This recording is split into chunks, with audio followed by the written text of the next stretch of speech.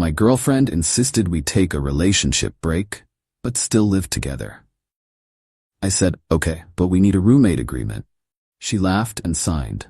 She stopped laughing when she got a bill for her half of the rent, utilities, and groceries, effective immediately. I, 29 male, should have seen the signs when Brienne, 27, started working late with her new mentor Colton from the marketing department. But love makes you stupid, right? We'd been together for 3 years, living together for 2. Everything was split 70-30. I paid 70% of everything because I made more as a software developer while she was a junior graphic designer. I didn't mind. That's what partners do. 3 weeks ago, she sat me down with her rehearsed speech. I need space to find myself. We should take a relationship break but stay roommates. It's practical and mature. I stared at her. You want to break up but keep living together? It's not breaking up, it's a pause. Like, hitting refresh on us. We stay friends, keep the apartment, and see where things go naturally. Translation: she wanted to test drive Colton while keeping her safety net. Okay, I said calmly. But if we're not partners, we're roommates. We need a formal agreement. She actually laughed. You're such a dork. Fine, whatever makes you feel better. I spent that evening drafting a comprehensive roommate agreement. Nothing vindictive, just standard roommate stuff. 50-50 split on all household expenses. Separate food, groceries unless agreed upon. Guest policies and quiet hours. Shared space cleaning schedule. 30-day notice for moving out. No overnight guests more than 2 nights per week. The next morning, I printed 2 copies. Brienne barely glanced at it. This is so extra, she said, signing with a flourish. But sure, if it helps you process. I smiled. Just want clear boundaries since we're starting fresh. That was Wednesday. Thursday morning, I woke up to an empty bed and moved my stuff to the spare room. By Thursday evening, I'd calculated her half of rent on the $100, itemized the utility bills, her half, $127, separated the groceries with labels, created a Venmo request for her portion. Friday morning, I left the invoice on the kitchen counter with a sticky note, due by the 1st per our agreement. She found it when she got home from her work dinner at 11 p.m. What the hell is this? Your half of the expenses? The agreement we signed? That was just, I thought you were being dramatic. You literally signed it. But you've always paid more. That was when you were my girlfriend, now you're my roommate. Roommates split things equally. Her face went through like 17 emotions. I can't afford $1,227 right now. Maybe you should have thought about that before suggesting we become roommates. She stormed off. 20 minutes later, I heard her on the phone. He's being such a child about this. No, I can totally crash at your place. What do you mean your roommate wouldn't be cool with that? Guess Colton's living situation wasn't as available as she thought. Update 1. Holy crap, you guys called it. The entitlement has reached astronomical levels. First, she tried the guilt approach. Made her specialty dinner that I bought ingredients for, pre-agreement, lit candles, wore the dress I used to love. I miss us, she said, touching my hand. Maybe we moved too fast with the break thing. I'm respecting your need for space, I replied, pulling my hand back. As roommates. Don't be like that. Like what? Honoring your boundaries? She huffed off. Ate the entire dinner herself out of spite. Cool, that was $30 of food she just consumed. I added it to her tab. Then came the practical warfare. She forgot to transfer her half of rent. When reminded, claimed her banking app was glitching. For 5 days, apparently. She started using my expensive shampoo. I put it in my room. She complained I was being petty. I pointed to Section 3.2 of our agreement. Personal items remain separate unless explicitly shared. She invited Colton over. A lot. Like every night. They'd watch TV at max volume, order takeout, leaving boxes everywhere, and make obvious noises. I started documenting everything per our noise violation clause. The best part? Her mom called me. Brienne tells me you're being financially abusive. How so? Making her pay half of everything when you make more. She wanted to be roommates. Roommates split costs equally. But you're supposed to take care of her. I'm respecting her decision to pause our romantic relationship. This is manipulation. She literally asked for this arrangement. Click. Then Friday happened. Brienne had her friends over, Adeline, Thea, and Portia, for wine night. They got wasted. Adeline, I can't believe he's making you pay half, so toxic. Thea, men are threatened by independent women. Portia, you should sue him for emotional distress. He even labels his food now, like, grow up? I was in my room recording everything, one-party consent state, baby. They got louder and meaner. Then Brienne said something that changed everything. Whatever. In 3 weeks when the lease renews, I'm gonna tell him I'm not re-signing unless things go back to how they were. He can't afford this place alone. He'll cave. I stopped recording, pulled up my laptop. The lease renewal was indeed coming up. But here's what Princess Entitled didn't know. I'd been saving that extra 70% for months. I had plenty for a deposit on a new place. I started apartment hunting that night. Update 2. Found the perfect apartment. Same neighborhood, actually nicer building, and $300 less than our current place. Put down the deposit Monday morning. Meanwhile, Brienne escalated to DEFCON 1. She started bringing Colton over every night. They'd cook elaborate meals, using my cookware, leave dishes everywhere, and disappear into her room. The noise was obviously intentional at this point. Tuesday, I sent her a formal notice about the lease. Per our roommate agreement, this serves as my 30-day notice that I will not be renewing the lease. Please confirm your plans by EOD Friday. She burst into my room without knocking. What the hell is this? 30-day notice. It's in the agreement. You can't just leave. Section 8.1. Either party may terminate the living arrangement with 30 days notice. Where am I supposed to live? You could renew the lease yourself or find a new place. I can't afford $2,200 alone. Maybe Colton can move in? Her face went pale. He has a lease. You're doing this to punish me. I'm doing this because I want to live somewhere without hearing my ex have sex through the walls every night. She started crying.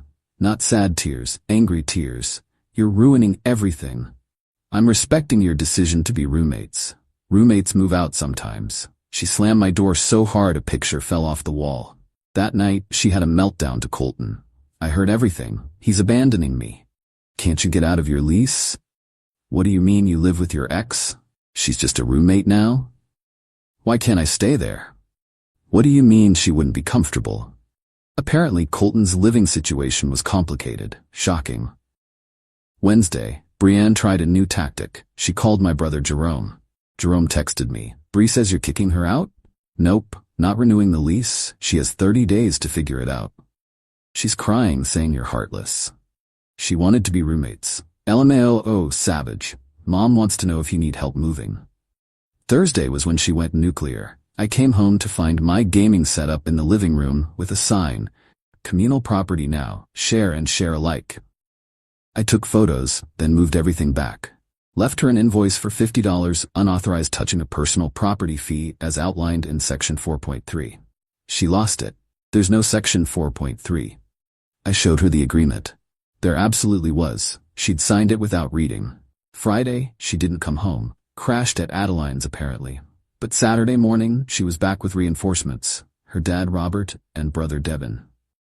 Robert, you need to be reasonable. I am. She can't afford to stay here alone. Then she should move. She shouldn't have to uproot her life because you're being petty. She uprooted our relationship. I'm just following her lead. Devin tried to get in my face. You're really gonna leave a woman homeless? She has a job, savings, and 20 days to find a place. She's not homeless. You're supposed to protect her. From the consequences of her own choices? Robert's face got red. What kind of man are you? The kind who respects when a woman says she wants independence. They left after more posturing. Brienne was sobbing in her room. I felt bad for exactly 2.3 seconds until I remembered she literally asked for this.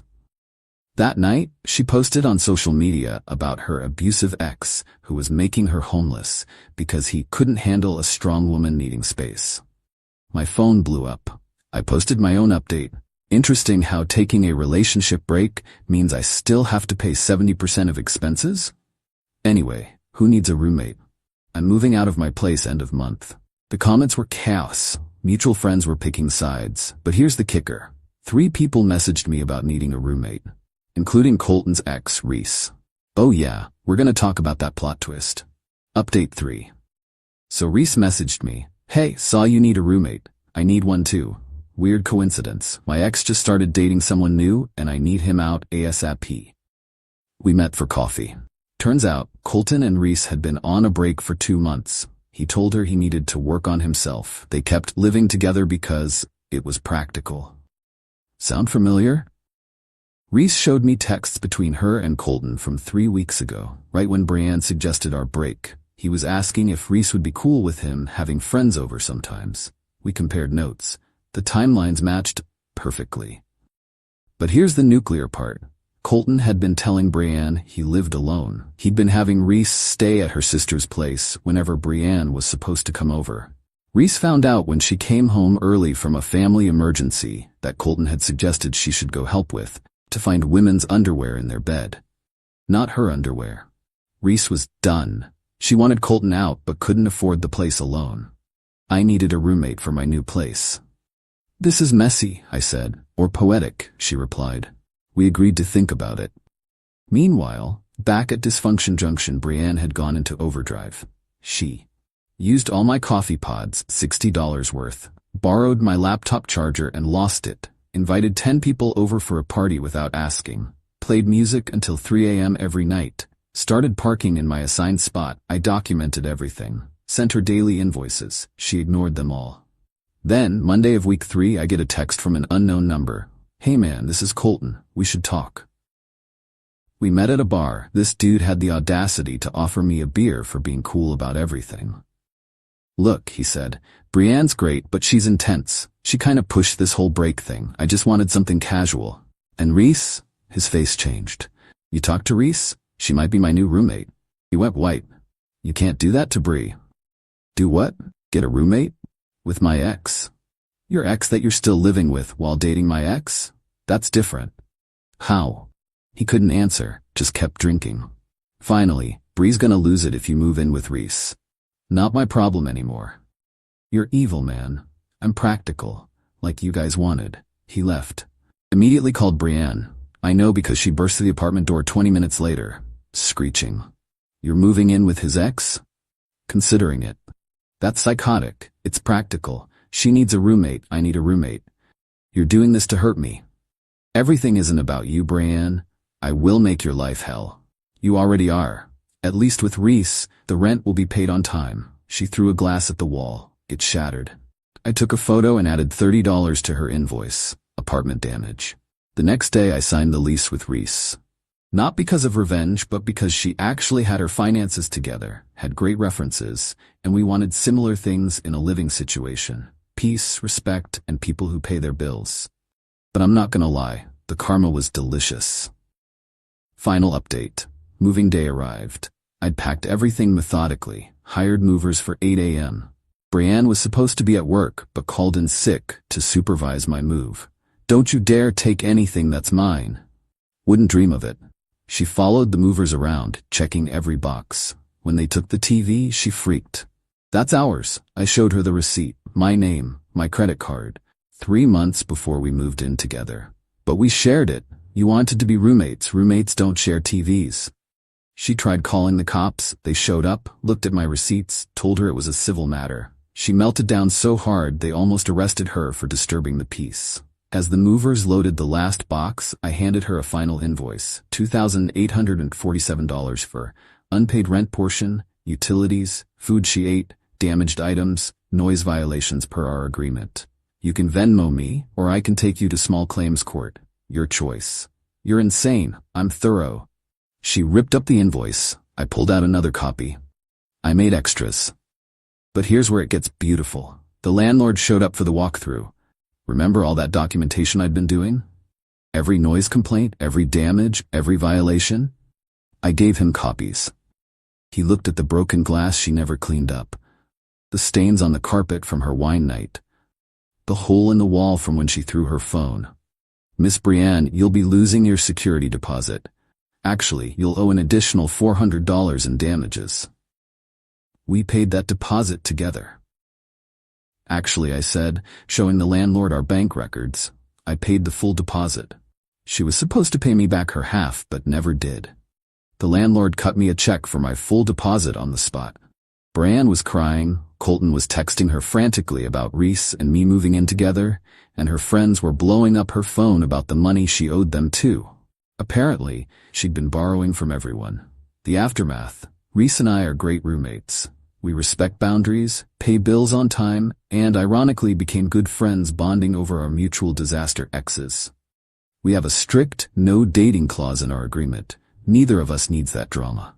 Colton got kicked out by Reese's lawyer with a formal eviction notice.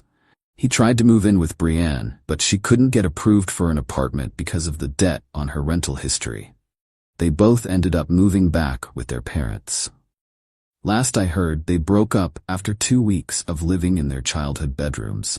Brienne blamed him for ruining her life. He blamed her for being too high maintenance. Brienne never paid the invoice. I took her to small claims court. Won by default when she didn't show up. Now she's got a judgment against her too. Her friends mostly took my side after realizing she owed them all money. Adeline actually apologized, saying she didn't know the full story. My favorite part? 6 months later, Brienne texted me. "I know you hate me, but I realize now I messed up. You were an amazing boyfriend and I threw it away for nothing. Can we talk?" I replied, "Per our agreement, all communication should be about outstanding debts only. You still owe $3,247 with interest." She blocked me. Reese saw the text and laughed so hard she snorted beer. We high-fived and went back to watching our separate TVs in our respective rooms like proper roommates. My brother said I was savage. My mom said I was brilliant. My dad just said, "Never date someone who can't math, son." Solid advice. Oh, and the best update? I'm dating someone new. Piper from my climbing gym. She thinks the whole story is hilarious. First thing she said when we decided to be exclusive: "Just so we're clear, if we ever move in together and I want a break, I'm moving out." I can do math. She's a keeper. To everyone saying I was too harsh, she wanted to pause our relationship, but keep all the benefits. She wanted independence, but not responsibility. She wanted to test drive a new guy while I paid for her parking spot. Nah. Play stupid games, win stupid prizes, and before anyone asks, yes, this is all legal. Yes, I kept all the documentation. No, I don't feel bad. She literally asked for this arrangement. Actions meet consequences. They've been waiting to meet you.